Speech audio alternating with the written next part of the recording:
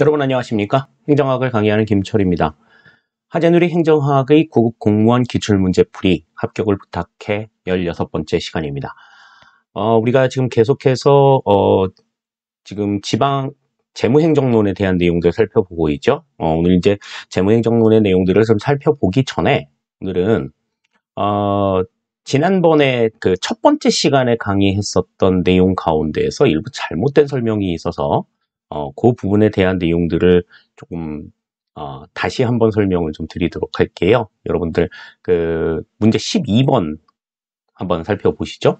문제 12번 보시면 공익과 관련된 문제가 나와 있습니다. 공익에 대한 내용들이 나와 있는데 공익에 대한 설명으로 옳은 것은 그래가지고 그때 제가 이제 답 설명을 1번이 정답이라고 말씀을 드렸어요. 1번이 정답이라고 말씀을 드렸는데 질문이 하나 올라와서 살펴봤더니 제가 조금 잘못 생각하고 있었던 부분들이 있더라고요. 네, 그래서 그와 관련된 내용들을 조금 같이 우리가 지금 생각을 좀 해보도록 하겠습니다. 우선 국가공무원법 1조에 보면 이 법은 각급 기관에서 근무하는 모든 국가공무원에게 적용할 인사행정의 근본 기준을 확립하여 그 공정을 기함과 아울러 국가공무원에게 국민 전체의 봉사자로서 행정의 민주적이며 능률적인 운영을 기하게 하는 것을 목적으로 한다. 이게 이제 국가공무원법 1조의 내용인데 지금 그 국가공무원법 1조와 관련해가지고 지금 1번의 문제를 보시면 국가공무원법은 제1조에서 공무원은 국민 전체의 봉사자로서 공익을 추구해야 함을 명시하고 있다. 그랬는데 우리 지금 앞에서 본 바대로 지금 공익에 대한 내용은 전혀 언급이 없죠. 그렇기 때문에 지금 여기서 1번이 정답이 되기는 어려워요. 옳은 것은 이라고 말했기 때문에 그렇죠. 자, 다음에 이제 2번을 보시면 공무원 헌장은 공무원이 실천해야 하는 가치로 공익을 명시하고 있다라고 이야기를 했는데 지금 이와 관련된 내용들에 대해서는 우리가 이제 공무원 실천 헌장을 좀 살펴봐야 됩니다.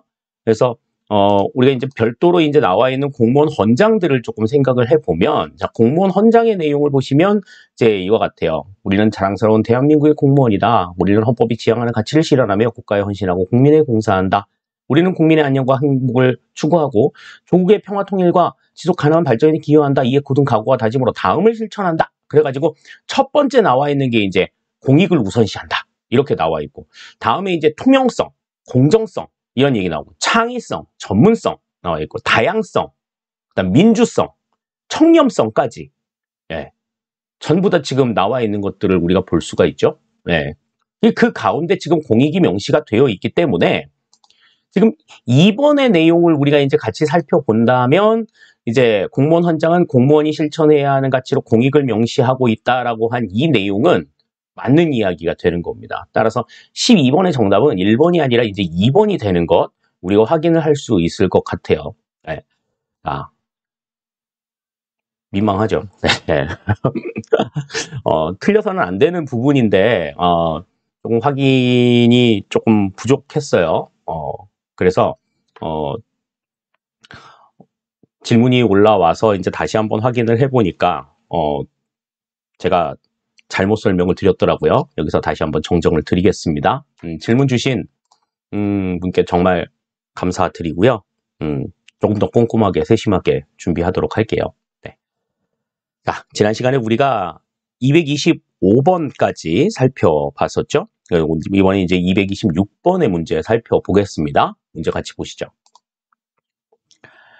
국가 채무에 대한 설명으로 옳지 않은 것은 그랬습니다. 국가 채무와 관련된 내용들은 그렇게 많이 언급이 되고 있던 부분들은 아닌데 우리가 이제 대표적으로 이제 국채 발행을 통해서 이제 국가 채무에 대한 이야기들은 하고 있잖아요. 자, 1번부터 보시죠. 기획재정부 장관은 국가 채무 관리 계획을 수립하여야 한다. 그랬습니다. 요거는 맞는 이야기가 되겠어요. 네. 자, 다음 두 번째. 국채를 발행하고자 할 때에는 국회의 의결을 얻어야 한다. 그렇겠죠. 국가 채무를 얻는 데 있어서 국회의 동의 없이 있는 국채를 발행한다라고 하는 건 생각하기 어려운 일입니다. 2번도 맞는 이야기가 되겠고요. 다음 3번. 우리나라가 발행하는 국채의 종류에 국고채와 재정증권은 포함되지 않는다. 그랬는데 이 국채의 범위에는 국고채와 재정증권, 그리고 국민주택채권, 그 다음에 외국환 평형기금채권, 이렇게 이제 네 가지가 있어요. 그러니까 국고채와 재정증권 포함이 당연히 됩니다. 3번이 여기서는 틀린 내용인 것 같고요. 다음, 우리나라의 GDP 대비 국가 채무 비율은 일본과 미국보다 낮은 상태이다. 그랬습니다. 재정 수지 흑자로 전환이 된 것이 벌써 한 20년이 넘었고, 그리고 국가 채무의 비율이 그렇게 낮은 편은 높은 편은 아닌데 이제 코로나 때문에 조금 영향이 좀 있을 것 같기는 하죠. 예. 그런 점들 감안하더라도 지금 19년도의 현재 상황으로 봤을 때는 이 얘기도 맞는 얘기다, 이렇게 볼 수 있겠습니다. 따라서 226번의 정답은 우리가 3번이 정답이 된다, 이렇게 우리가 생각할 수가 있겠어요. 지금 이 문제 같은 경우에는 이제 19년도에 출제가 된 문제인데 20년도부터 코로나가 상당히 좀 많이 나와서 우리가 이제 안 하겠다 그렇게 막 애를 썼음에도 불구하고 추가 경정 예산 이렇게 발행하고 뭐 재난지원금 주고 뭐 이렇게 하면서 솔직히 국채를 발행하지 않을 수 없는 그런 상황들이 되었죠. 그래서 채무 부담이 조금 높아졌기 때문에 좀 안 좋은 부분들에 대한 내용들은 문제로 출제가 좀 될 가능성이 그렇게 높지는 않다, 이렇게 우리가 생각을 할 수 있겠습니다. 그런 점들 감안하시면서 그래도 참고적으로 여러분들 이 문제는 좀 살펴보시는 것이 좋겠다 하는 말씀 드리겠습니다. 자, 다음 이제 227번 문제 볼게요. 문제 보겠습니다. 예산 유형에 대한 보기 설명 중 옳은 것을 모두 고르면, 그랬습니다. 여러 가지 이제 예산과 관련된 지금 용어의 개념이 지금 나와 있는데, 기역, 니은, 디귿, 리을 하나하나씩 내용들을 좀 살펴보죠. 1번. 준예산은 회계연도 개시 전까지 예산이 의결되지 않을 경우 편성하는 예산이다. 그렇죠. 준예산, 가예산, 잠정예산, 이런 것들이 전부 다 이제 회계연도 개시 전까지 예산이 통과되지 않을 경우에 사용이 되는 방식이다, 이렇게 생각할 수 있겠습니다. 기억은 맞는 이야기가 되겠네요. 다음, 니은. 본 예산은 매 회계연도 개시 전에 국회 심의 의결을 거쳐 성립되는 예산이다. 그러니까 국회 의결을 거친 최초의 예산을 우리가 본 예산이라고 이야기한다. 그러면은 이제 니은도 맞는 이야기다, 이렇게 우리가 생각할 수 있겠습니다. 다음, 디귿. 추가 경정 예산은 본 예산과 별개로 성립하며 결산 심의 역시 별도로 이루어진다. 그랬는데 추가 경정 예산은 일단 예산이 집행하는 도중에 편성이 되는 예산이기 때문에 본 예산과 별개로 성립이 될 수밖에 없죠. 하지만 결산 심의를 할 때에는 본 예산과 통합이 되어서 이루어진다. 그러니까 뭐 예를 들어서 국가 예산이 100억인데 여기에서 이제 추가 경정 예산을 3조 더 100조인데 3조를 더 추가해가지고 예산을 신청했다. 그러면은 이제 우리가 추가 경정 예산을 이제 심의하고 의결할 때 3조의 추가 경정 예산을 의결합니다. 땅땅땅 이렇게 하는 게 아니라 기존의 본 예산 100조에 3조를 더 붙인 103조의 예산을 의결합니다. 이렇게 땅땅땅 친단 말이죠. 그래서 나중에 결산 때는 그 103조를 같이 결산하는 과정들을 거치게 된다. 이렇게 우리가 생각하시면 되겠습니다. 그러니까 3번은 디귿은 이제 틀린 내용이 되겠어요. 다음, 리을. 우리나라는 1960년도 이후부터 잠정예산 제도를 채택하고 있다. 그랬는데 우리나라는 여태까지 잠정예산 제도를 채택한 적이 없어요. 재헌국회 시절에 가예산이 처음 확정이 되어서 제1공화국 시절에 가예산을 활용하다가 4.19 혁명 이후에 장면 내각이 들어서면서부터 지금 현재까지 준예산을 채택하고 있습니다. 따라서 리을의 내용은 1960년도부터 잠정예산 제도가 아닌 준예산 제도를 채택하고 있다. 이렇게 봐야지 맞는 이야기가 되겠어요. 자, 그래서 227번에는 정답이 여기서는 기역과 니은 1번이 정답이 된다. 이렇게 우리가 생각하실 수 있겠습니다. 아울러 이제 그 예산과 관련된 여러 가지 제도들에 대한 문제는 상당히 좀 시험에 많이 언급이 되고 있고 그 개념에 대한 내용들도 상당히 좀 중요한 만큼 여러분들이 그 개념은 좀 분명하게 정리해 두시기를 당부를 드릴게요. 자, 이제 228번 문제 살펴보도록 하겠습니다. 문제 보시죠. 정부회계의 기장 방식에 대한 설명으로 옳지 않은 것은 그랬습니다. 정부회계의 기장 방식 그러면은 이제 복식부기를 이야기할 수가 있고 그 복식부기와 이제 상대되는 개념인 단식부기도 우리가 좀 알아두셔야 되겠죠. 자, 그러면 1번부터 봅니다. 단식부기는 발생주의 회계와 복식부기는 현금주의 회계와 서로 밀접한 연계성을 갖는다 그랬는데 요거는 그렇지 않죠. 단식부기가 현금주의, 복식부기가 발생주의. 이렇게 이제 우리가 생각할 수 있겠습니다. 1번이 바로 틀린 내용이 되겠네요. 다음 2번, 단식부기는 현금의 수지와 같이 단일 항목의 증감을 중심으로 기록하는 방식이다. 맞는 얘기. 다음 3번, 복식부기에서는 계정 과목 간의 유기적 관련성이 있기 때문에 상호 검증을 통한 부정이나 오류의 발견이 쉽다. 다음 4번, 복식부기는 하나의 거래를 대차 평균의 원리에 따라 차변과 대변에 동시 기록하는 방식이다. 다 맞는 이야기가 되겠습니다. 특히 이 복식부기 대차 평균의 원리에 따라서 우리가 예전에 이제 대차 대조표라고 이야기했던 그런 지금 현재 이제 재무제표에다 기록을 하도록 하고 있죠. 그래서 차변과 대변에 기록하는 방식이다. 차변에 기록해야 될 것과 대변에 기록해야 될 것이 각각 무엇인가에 대한 내용들도 같이 여러분들이 생각을 해두시면 좋을 것 같습니다. 따라서 228번의 정답은 여기서는 1번이 틀린 내용이다. 이렇게 우리가 생각을 할 수 있겠네요. 자, 그럼 이제 229번 다음 문제 살펴보겠습니다. 예산과 재정 관리에 대한 설명으로 옳지 않은 것은 그랬습니다. 여러 가지 이제 예산 재정과 관련된 내용들 한번 어떤 말이 옳은지 한번 살펴보자고요. 1번 보죠. 우리나라의 예산은 행정부가 제출하고 국회가 심의 확정하지만 미국과 같은 세출 예산 법률의 형식은 아니다. 우리나라의 예산은 의결 형식이라고 말씀을 드렸죠. 법률 형식이 아니다라고 하는 말씀을 드렸습니다. 그렇기 때문에 지금 1번은 여기서는 맞는 이야기라고 볼 수가 있어요. 다음 2번. 조세는 현 세대의 의사결정에 대한 재정 부담을 미래 세대로 전가하지 않는다는 장점이 있다.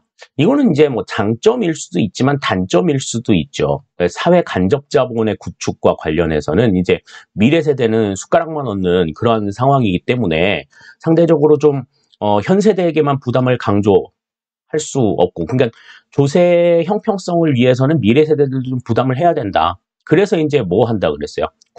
국공채를 발행한다고 이야기를 했었잖아요. 그러니까 현 세대의 재정 부담을 미래 세대에 전가하지 않기 위해서는 이제 가급적 조세를 통해서 문제를 해결한다. 이렇게 보는 것이 맞는 이야기가 되겠습니다. 다음 3번. 성과주의 예산 제도의 도입에도 불구하고 품목별 예산 제도는 우리나라에서 여전히 활용되고 있다. 그렇죠. 품목별 예산 제도는 계속해서 활용이 되고 있는 측면들이 있다라고 하는 것 생각하시면 되겠고요. 다음 4번. 추가 경정 예산은 예산의 신축성 확보를 위한 제도로서 최소 1회의 추가 경정 예산을 편성하도록 국가재정법에 규정되어 있다. 그랬는데 지금 이 보기의 내용은 추가 경정 예산은 무조건 한 번 이상은 꼭 해야 된다. 이 얘기인데 사실 이 추가 경정 예산은 편성 횟수에는 제한이 없습니다. 편성 횟수에는 제한이 없고 그리고 편성 사유에 대해서는 제한이 있죠. 그거는 이제 관련 법에 나와 있는 내용들 우리가 살펴본 바가 있습니다. 그래서 편성 횟수에는 제한이 없기 때문에 할 수도 있고 편성을 할 수도 있고 안 할 수도 있어요. 근데 이제 최소 1회의 추가 경정 예산을 편성하도록 국가재정법에 규정되어 있다라는 이야기는 요거는 잘못된 내용이다. 이렇게 우리가 생각하시면 되겠습니다. 따라서 229번의 정답은 예산 4번이 틀린 내용이다. 이렇게 우리가 생각할 수 있겠네요. 재무행정에서 이제 예산과 관련된 여러 가지 제도는 이제 국가재정법을 비롯한 그 법령에 명시가 되어 있는 내용이기 때문에 여러분들이 그 법령의 내용들을 조금 차근차근히 좀 살펴보실 필요가 있다라고 하는 점 요거를 이제 좀 강조를 드리겠습니다. 뭐 행정법에서도 나름대로 이제 법령들을 많이 보시겠습니다만은 행정법 같은 경우에는 이제 판례도 외워야 되고 뭐 이제 그 의미나 이런 것들을 아는 것을 떠나서 이제 판례까지도 이제 좀 기억해야 될 필요가 있는데 행정학의 경우에는 뭐 판례까지 기억할 필요는 없고 이론적으로 명시가 되어 있는 제도가 현행 우리나라에서 어떻게 제도화돼 가지고 운영이 되고 있는가 하는 그러한 측면에서 법령들을 이해하시는 거기 때문에 행정법에서 법을 이해하는 것과는 사뭇 조금 다른 그런 개념이다. 이렇게 우리가 생각을 하시면 될 것 같네요. 자, 다음 이제 230번 문제 살펴보도록 하겠습니다. 문제 보시죠. 우리나라의 성인지 예산제도에 대한 설명으로 옳지 않은 것은 그랬습니다. 성인지 예산제도는 굉장히 좀 중요하다라고 말씀을 드렸고 우리나라처럼 이제 전 분야에 걸쳐 가지고 의무적으로 성인지 예산제도를 작성하도록 하고 있는 나라가 없다. 뭐 그렇게도 설명을 드렸었는데 자, 1번 보겠습니다. 정부는 예산이 남성과 여성에게 미치는 효과를 평가하고 그 결과를 정부의 예산 편성에 반영하기 위하여 노력하여야 한다. 그랬습니다. 이 예산이 남성과 여성에게 미치는 효과를 이제 파악하기 위해서 성인지 예산 제도를 도입한 것. 요게 이제 성인지 예산 제도의 어떤 도입 목적, 운영의 목적이라고 볼 수가 있겠죠. 다음 2번. 성인지 예산서는 기획재정부 장관이 각 중앙관서의 장과 협의하여 제시한 작성 기준 및 방식 등에 따라 여성가족부 장관이 작성한다. 그랬는데 어머나, 자, 성인지 예산서는 각 부처별로 작성하는 거잖아요. 근데 그 작성 주체가 여성가족부 장관이라는 건 좀 말이 안 되죠. 그러니까 남성과 여성 간의 어떤 미치는 영향 이런 것들을 논의해야 되기 때문에 여성가족부 장관이 뭐 들어갈 수는 있어요. 근데 이제 작성 기준이나 방식을 결정할 때 기획재정부 장관과 여성가족부 장관이 협의를 하고 그렇게 해서 작성 기준이나 방식이 결정이 되면 이걸 바탕으로 해서 중앙관서의 장이 예산서를 작성하는 게 맞는 이야기가 되겠죠. 따라서 지금 2번 같은 경우에는 각 중앙관서의 장 그리고 여성가족부 장관의 위치가 좀 바뀌어 있어야 맞는 이야기다. 이렇게 우리가 볼 수 있겠습니다. 다음 3번. 성인지 예산서에는 성인지 예산의 계획, 규모, 성평등 기대 효과, 성과 목표 및 성별 수혜 분석 등의 내용이 포함되어야 한다. 그렇죠? 3번 맞는 이야기. 다음 4번. 성인지 결산서에는 집행실적, 성평등 효과 분석 및 평가 등이 포함되어야 한다. 이 내용도 맞는 내용이다. 이렇게 우리가 생각할 수 있겠습니다. 따라서 230번에는 틀린 내용을 골라라 그랬으니까 2번이 틀린 내용인 것 우리가 알 수가 있겠죠. 이 성인지 예산 제도와 관련된 내용들은 우리가 이제 그러니까 남성과 여성, 성 간의 어떤 그 편익의 형평성을 이야기하는 거지 예산 편성의 형평성을 이야기하는 건 아니다. 그러니까 여성에게 남성에게 50억 배정이 됐으면 여성에게도 50억 배정이 되어야 된다. 이런 개념이 아니라 누리는 편익의 정도가 같아야 된다라는 거죠. 누리는 편익의 정도가 같게 하기 위해서 남성에게 또는 여성에게 예산을 조금 더 많이 배정할 수 있는 그러한 여지들이 있다라고 하는 것, 이것을 이제 우리가 같이 생각해 주시면 좋겠습니다. 자, 이제 231번 문제 살펴볼게요. 결산에 대한 문제가 나와 있는데요. 문제 보겠습니다. 우리나라의 결산에 대한 설명으로 옳지 않은 것은 그랬습니다. 이제 뭐 우리나라의 결산이라고 하면은 이제 법적인 내용들을 얘기할 거고 결산이 가지고 있는 어떤 이론적인 문제점 이런 것들을 이론적인 내용들 이런 것들을 이제 우리가 좀 생각하실 필요가 있을 것 같아요. 1번 봅니다. 결산은 한 회계연도의 수입과 지출 실적을 확정적 계수로 표시하는 행위이다. 이게 이제 결산의 정의죠. 예산은 예정적 지수로 표현하는 내용이지만 결산은 확정적 계수로 표현하는 내용이다. 분명하게 좀 알아두시면 좋겠습니다. 다음 2번. 정부는 감사원의 검사를 거친 국가 결산 보고서를 국회에 제출하여야 한다. 그렇죠? 감사원의 이제 회계 결과가 나오면 이제 그거를 제출을 해야 된다. 맞는 얘기입니다. 다음 3번. 결산은 국회의 심의를 거쳐 국무회의 의결과 대통령의 승인으로 종료된다. 일단 결산은요, 감사원의 심의를 거칩니다. 감사원의 심의를 거치고, 그 다음에 감사원에서 그 심의를 거친 내용들을 바탕으로 이제 국회에서도 이제 결산 검사를 하죠. 결산 검사를 한 내용들을 이제 승인함으로써 모든 절차가 끝나요. 그러니까 국회에서 뭐 심의하고 국무회의 의결 대통령 승인까지 가지 않습니다. 그러니까 3번의 내용은 이제 틀린 내용이죠. 감사원의 결산 검사와 국회의 승인으로 마무리가 된다라고 하는 것, 요거 이제 생각해 두시면 3번은 틀린 내용이라고 볼 수 있겠고요. 다음 4번.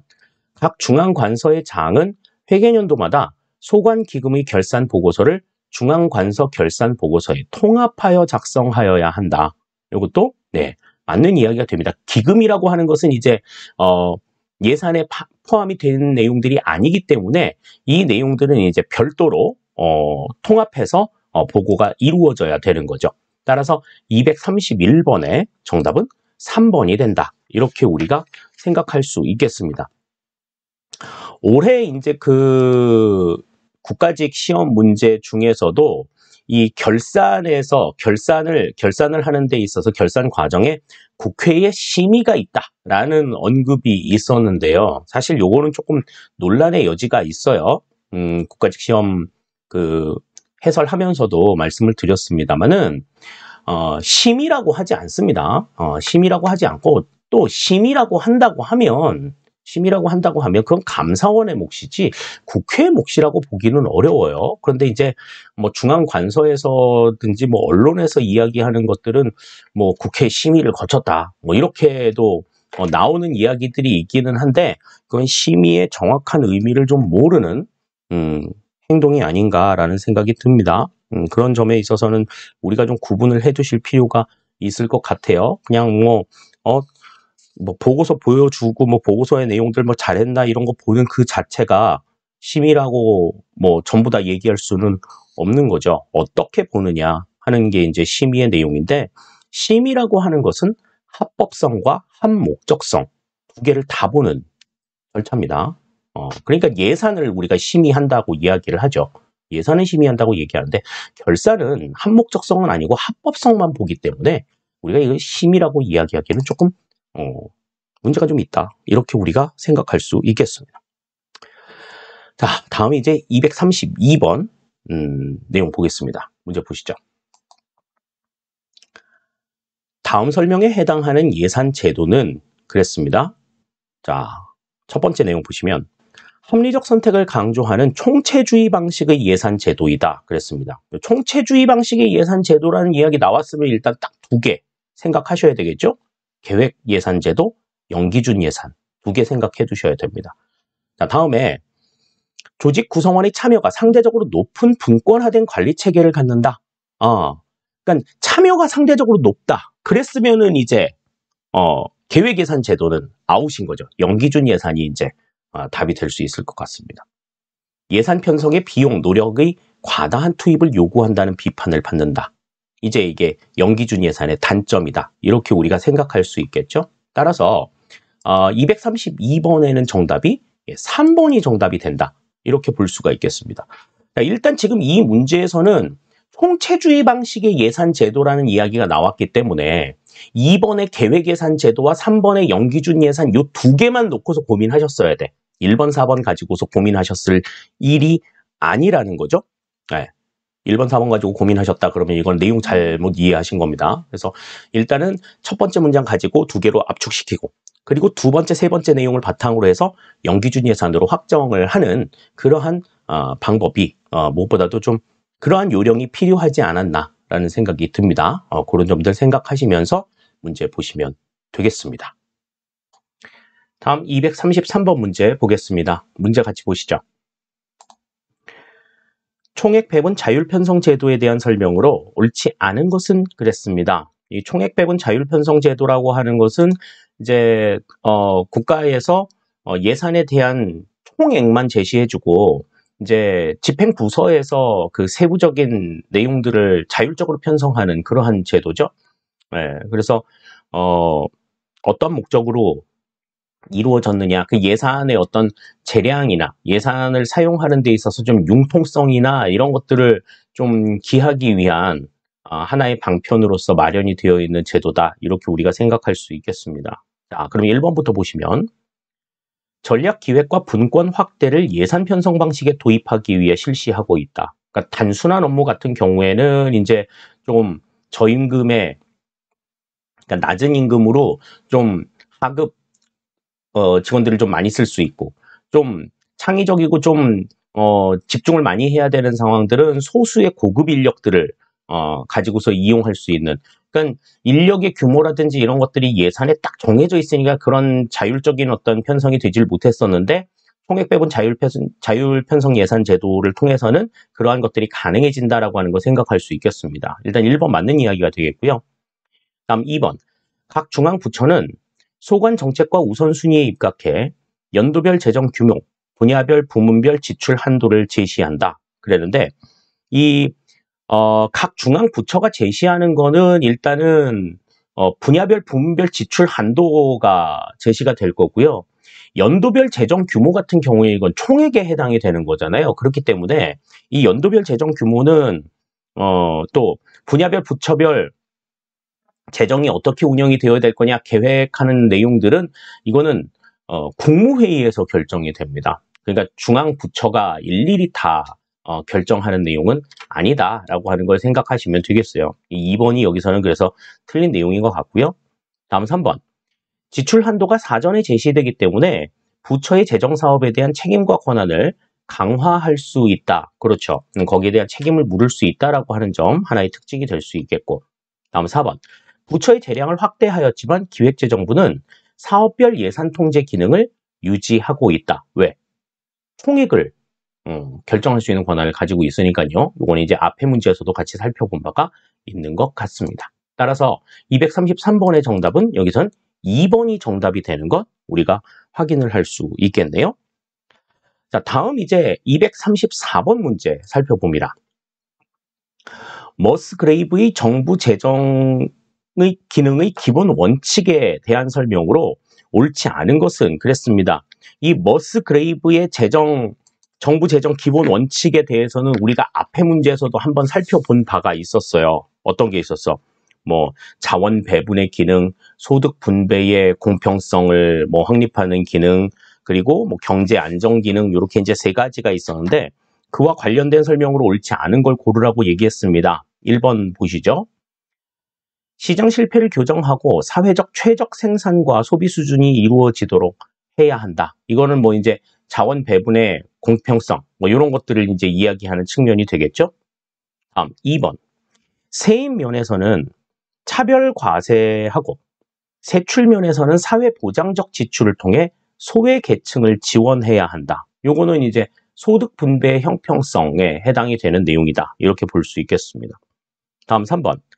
고용, 물가 등과 같은 거시 경제 지표들을 안정적으로 조절해야 한다. 이거는 경제 안정성에 해당이 될 내용이라고 볼 수 있겠죠.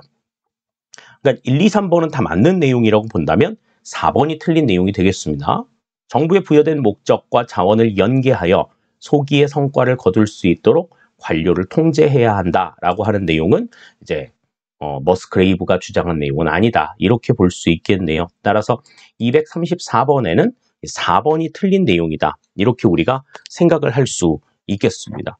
그러니까 지금 머스그레이브의 정부 재정 기능에 대한 기본 원칙에 대한 내용들은 지금 앞에서도 한번 살펴봤고 지금도 지금 나와 있는 내용인데 그 내용이 무엇이다. 그 세 가지의 내용의 의미만 분명하게 알아두신다라고 하면 나머지의 내용들은 유추해서도 풀 수 있는 그러한 수준이다라고 하는 것 이걸 우리가 생각해 두시면 되겠습니다. 자, 다음 이제 235번 문제 살펴보도록 할게요. 문제 보겠습니다. 정부회계 제도의 기장 방식에 대한 보기 설명과 바르게 짝지어진 것은 그랬습니다. 뭐 보기까지 나와 있으니까 되게 좀 어려워 보이는 것 같아도 문제가 그렇게 어렵지 않은 문제예요. 자, 기억 봅니다. 현금의 수불과는 관계없이 수불이라는 게 뭐야? 현금을 주고받는 것, 주고받는 것과는 관계없이 경제적 자원의 변동을 주는 사건이 발생된 시점에 거래를 인식하는 방식이다. 이 경제적 자원의 변동을 주는 사건, 이걸 우리가 이제 뭐라고 얘기를 해요? 원인 행위라고 얘기를 하죠. 그러니까 지출을 할 수 있는 원인이 발생한 그러한 사건, 이걸 우리가 지출 원인 행위라고 이야기를 합니다. 그래서 이 원인 행위가 발생한 시점에 거래를 인식하는 방식이다. 그랬으니까 기억은 여기서는 발생주의 회계에 대한 이야기가 되겠죠. 발생주의 회계에서는 주로 사용하는 게 복식북이다. 이것도 이제 연관을 지어주시고 니은 보시죠. 하나의 거래를 대차평균의 원리에 따라 차변과 대변에 이중 기록하는 방식이다. 요거는 이제 복식북이에 대한 설명을 지금 하고 있는 겁니다. 그죠? 그러니까 뭐 현금주의나 단식북이에 대한 내용은 아예 지금 나와 있질 않죠. 그러니까 기억에 대한 내용은 이제 발생주의, 니은에 대한 내용은 복식북이에 대한 내용이니까 여기서는 정답이 이제 2번이 정답이 되는 걸 우리가 생각을 할 수가 있겠습니다. 그러니까 현금주의와 발생주의, 그 다음에 단식북이와 복식북이가 각각 어떤 의미를 가지고 있는가 하는 것들을 분명하게 조금 알아두실 필요가 있을 것 같아요. 그리고 더 나아가서는 단식북이, 복식북이, 현금주의, 발생주의의 장단점까지도 같이 좀 기억을 해 두시는 것이 무엇보다도 좀 중요하겠다라는 생각이 듭니다. 자, 다음 이제 236번 문제 살펴보도록 할게요. 문제 보겠습니다. 우리나라의 예산안과 법률안의 의결 방식에 대한 설명으로 가장 옳지 않은 것은 그랬습니다. 예산안과 법률안, 그 예산안이 가지고 있는 이제 속성 때문에 이제 이 같은 내용, 문제가 이제 나와 있는 것 같은데요. 1번 문제부터 보죠. 법률에 대해서는 대통령의 거부권 행사가 가능하지만 예산은 거부권을 행사할 수 없다. 이거는 뭐 분명하게 말씀을 드렸죠. 예산안의 거부권을 행사할 수 없다는 말씀 드렸습니다. 2번, 예산으로 법률의 개폐가 불가능하지만 법률로는 예산을 변경할 수 있다. 그런데 예산은 법률 방식이 아니고 의결 방식이라고 말씀을 드렸기 때문에 법률을 통해서 예산을 변경할 수 없어요. 우리나라는 그렇습니다. 미국은 가능한데 우리나라는 그렇지가 않다. 2번은 틀린 얘기가 되겠죠. 다음 3번. 법률과 달리 예산안은 정부만이 편성하여 제출할 수 있다. 그렇죠. 각 중앙 부서에서 예산 요구서 만들어가지고 이제 기획재정부가 그것을 이제 취합해서 국무회의 의결을 거치기 때문에 예산의 편성 권한은 정부에게만 있다. 맞는 이야기가 되겠고, 다음 4번. 예산안을 심의할 때 국회는 정부가 제출한 예산안의 범위 내에서 삭감할 수 있고 정부의 동의 없이 지출 예산의 각 항의 금액을 증가하거나 새 비목을 설치할 수 없다. 그러니까 반대로 얘기하면 어떻게 돼요? 국회에서 지출 예산의 금액을 뭐 증가한다든지 뭐 새 비목을 설치한다든지 이럴 때에는 반드시 중앙부처의 다시 말해서 정부의 동의를 얻어야만 한다라고 하는 걸 생각할 수 있는 거죠. 따라서 236번의 정답은 2번이 정답이 된다. 2번이 잘못된 내용이다라고 하는 것 생각하시면 되겠습니다. 그러니까 예산이라고 하는 것은 다른 법률과는 다르게 의결 자체로 확정이 딱 돼버리기 때문에 무슨 뭐 공포 절차를 거치지도 않고 뭐 그래요. 그러니까 이거는 딱 의결이 되면 그냥 확정이 되는 내용이니까 뭐 이걸 다시 뒤바꾸거나 이럴 수 없는 그러한 성질을 가지고 있다라고 하는 것 여러분들이 다시 한번 기억해 두시면 좋겠습니다. 자, 다음 이제 237번 문제 살펴보도록 할게요. 문제 보겠습니다. 예산 제도에 대한 설명으로 옳지 않은 것은 그랬어요. 자, 1번. 쉬크는 통제, 관리, 기획이라는 예산의 3가지 지향을 제시하였다.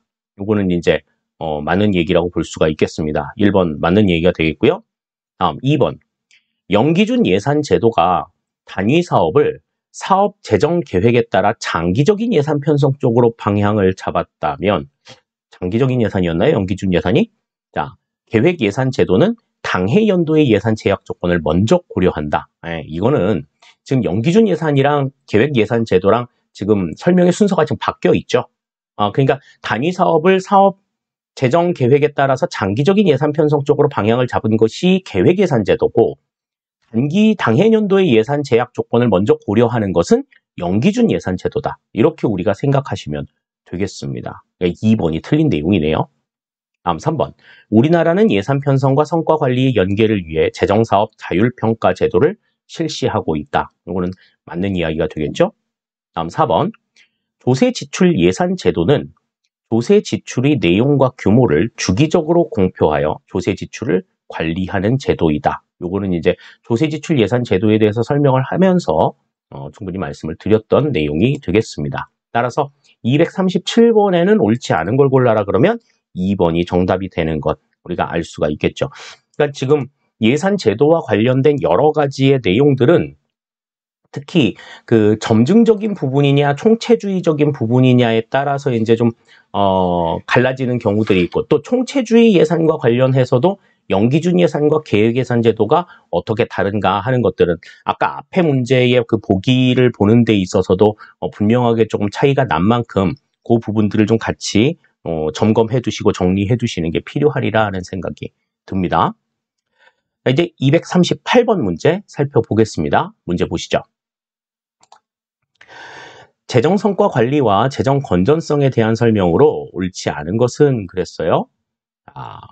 1번 보시면 중기지방재정계획은 지방재정법에 근거한 사후 예산 제도로 지방재정 건전화를 추구한다. 그런데 계획이잖아요. 그것도 중기 계획이잖아요. 그렇다라고 하면 이거는 재정이 이제 집행이 되기 이전에 수립이 되는 것이기 때문에 이거는 예산 제도로 따졌을 때는 사전 예산 제도라고 볼 수가 있습니다. 사후 예산 제도라고 하는 건 이제 집행이 된 다음에 적용이 되는 제도들을 우리가 사후 예산 제도라고 이야기를 하죠.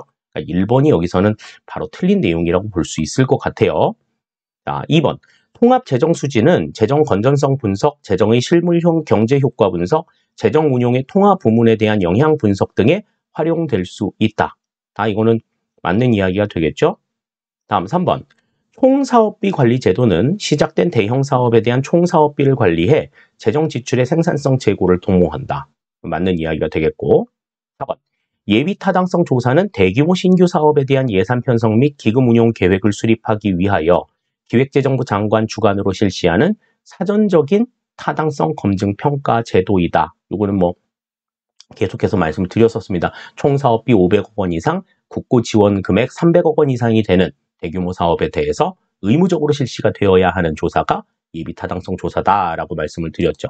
따라서 238번의 정답은 여기서는 1번이 틀린 내용이다 라고 하는 것 우리가 생각할 수 있겠습니다.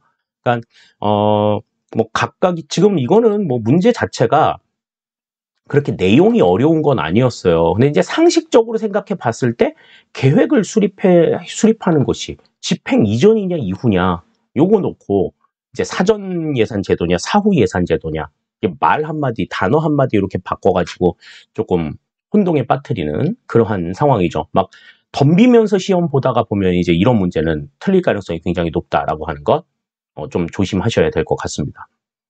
자, 이제 239번 문제 살펴볼게요. 문제 보겠습니다.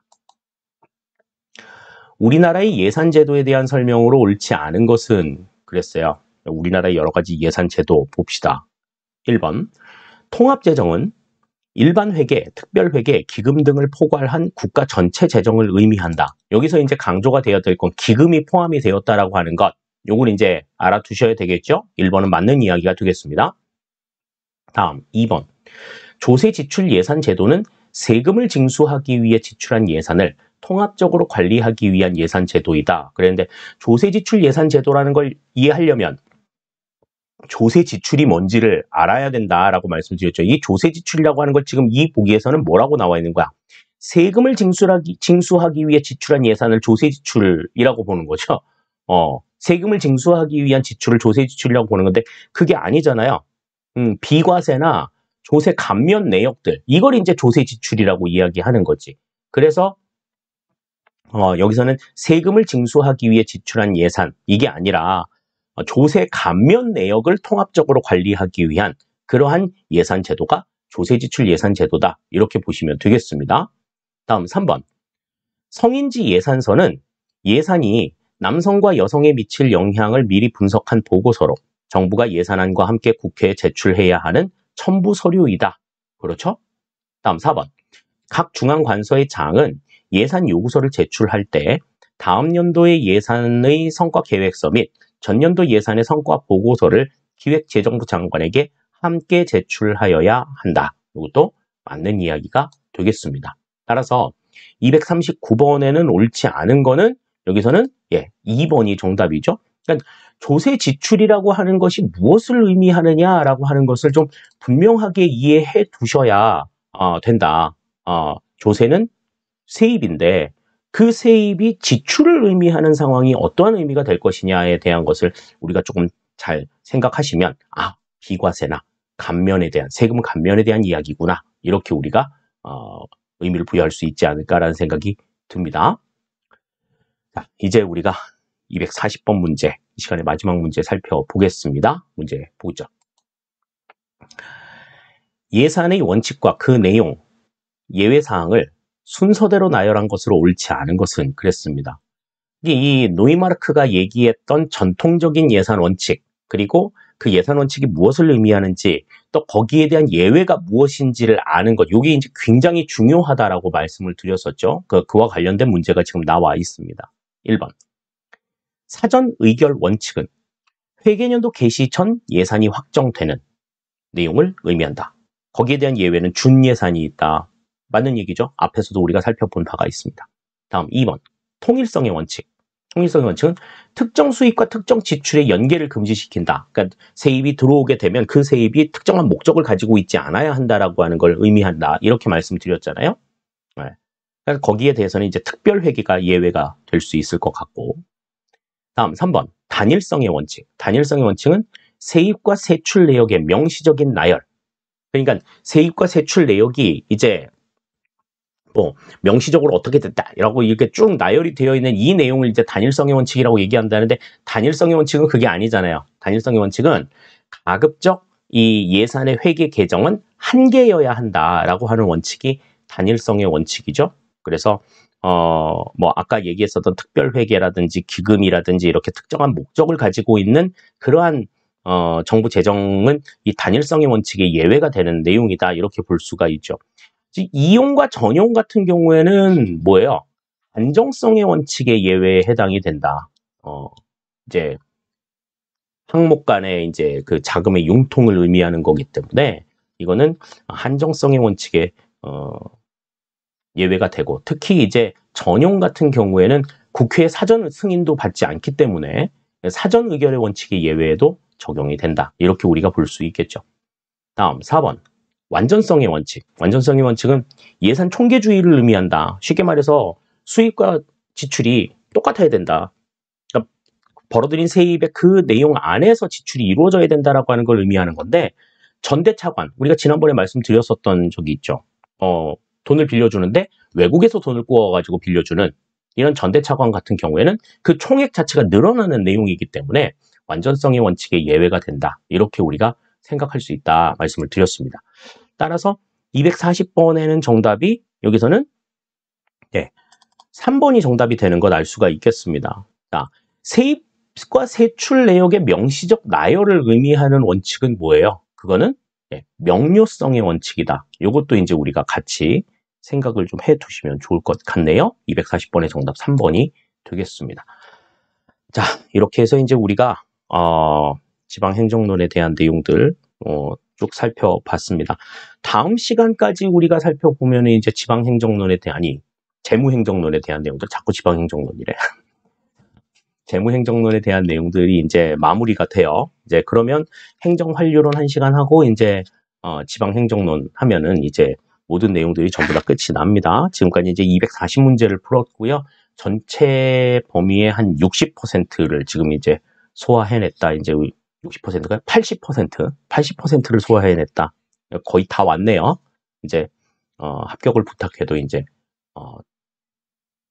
종착 지점이 이제 보이고 있습니다. 여러분들 끝까지 최선을 다해 주시고, 그리고 궁금한 내용들 있거나 의문 나는 내용들이 있으면 언제든지 질문해 주세요. 또 저라고 늘 스마트 할 수는 없기 때문에 실수할 수 있습니다. 실수할 수 있다라는 점 제가 너무 잘 알고 있고요. 또 이렇게 좀 성격도 덜렁대는 사람이라 실수를 좀 많이 하는 편이기는 해요. 그러니까 실수한 게 있다라고 하면은 아야 실수했어라고 되게 조심히 타일러 주시면 오늘처럼 빠른 인정, 빠른 인정과 수정해 드리도록 하겠습니다. 저는 다음 시간에 여러분들 다시 만나도록 하겠습니다. 여러분 감사합니다.